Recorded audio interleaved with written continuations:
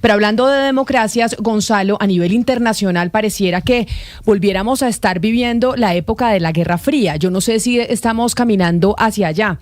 Y se lo pregunto por qué, porque el canciller cubano viajará a Rusia o está viajando a Rusia para reunirse con Sergei Lavrov y buscar ayuda económica rusa en medio de los bloqueos y la presión que está ejerciendo Estados Unidos sobre la isla. Es decir, devolviéndonos a lo que pasaba décadas atrás con el enfrentamiento entre la Unión Soviética y Estados Unidos.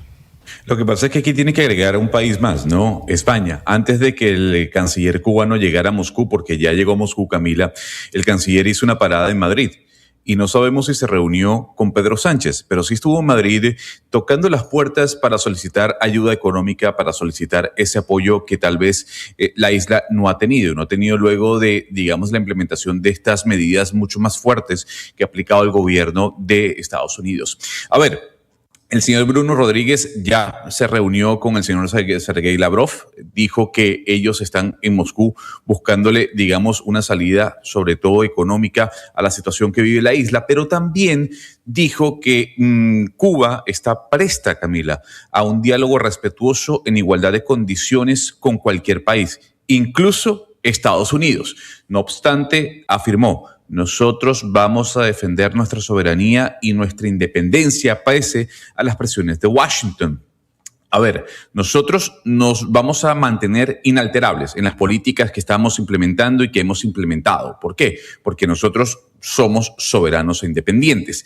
Dijo que la política de Estados Unidos a su llegada a Moscú, el canciller Camila, es básicamente una amenaza al multilateralismo, perjudica a Cuba como a otros países.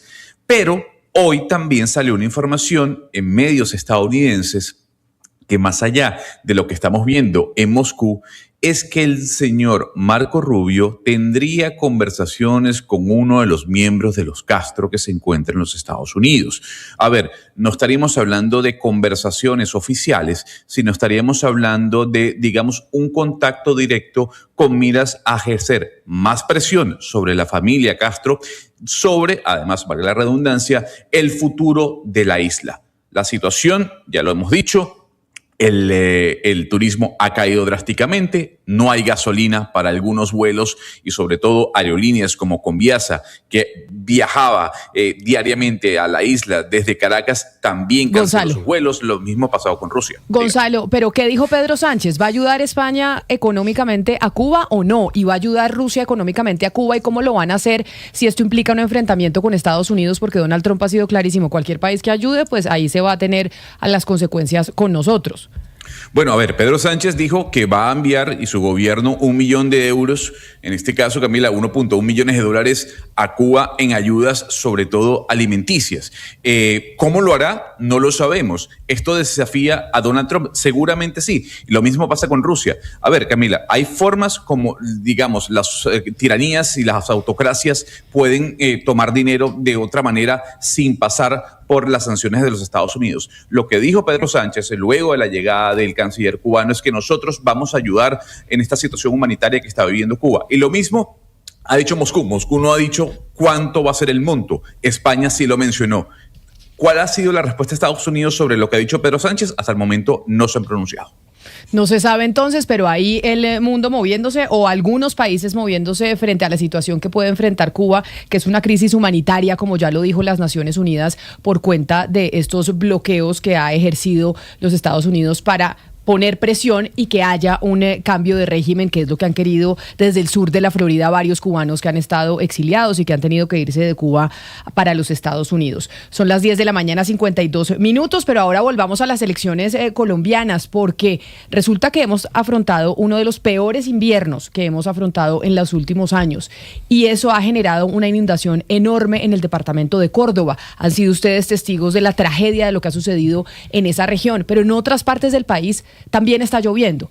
Y entonces la gran pregunta es, tenemos elecciones en 15 días, Lucas, ¿no? 8 de marzo, señora, estamos a 15 días. Este domingo en 2 semanas. Este domingo en 2 semanas. Y las cosas, uno se pregunta qué va a pasar con los puestos de votación, si en los colegios en donde muchas veces la gente va a votar están albergando a gente que perdió su casa y que lo perdió todo. Esto que va a suceder o que está sucediendo en Córdoba puede pasar en otras partes del país, y cómo vamos a afrontar ese fenómeno en época electoral. Alejandra Barrios es la directora de la Misión de Observación Electoral, y por esta época siempre hablamos con ella porque es precisamente esa organización no gubernamental que hace vigilancia desde hace muchos años en Colombia del proceso de elecciones. Doctora Barrios, bienvenida. Gracias por estar con nosotros aquí en Mañanas Blue. No, pues Camila, muchísimas gracias por la invitación, y efectivamente, como lo estaba señalando, estamos en una ola invernal de las más difíciles que ha tenido el país, y precisamente pues ya en 3 semanas, 3 fines de semana vamos a estar en elecciones.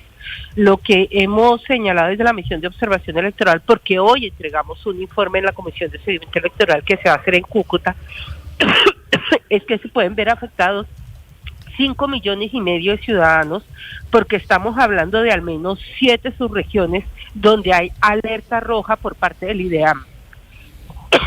Pero entonces 5 millones es un montón de gente.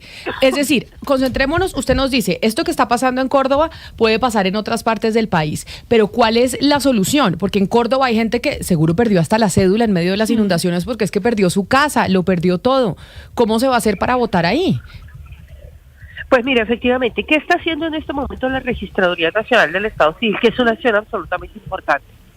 Está en una acción rápida, entregando documentos de identidad, copian los documentos de identidad a aquellas personas que sufrieron algún tipo de calamidad. Usted sabe que lo último que uno saca pues es la cédula de ciudadanía cuando se le está inundando la casa, o si se le entra el agua en horas de la tarde o de la noche, pues no está buscando los papeles de identidad. Entonces hay una acción súper rápida.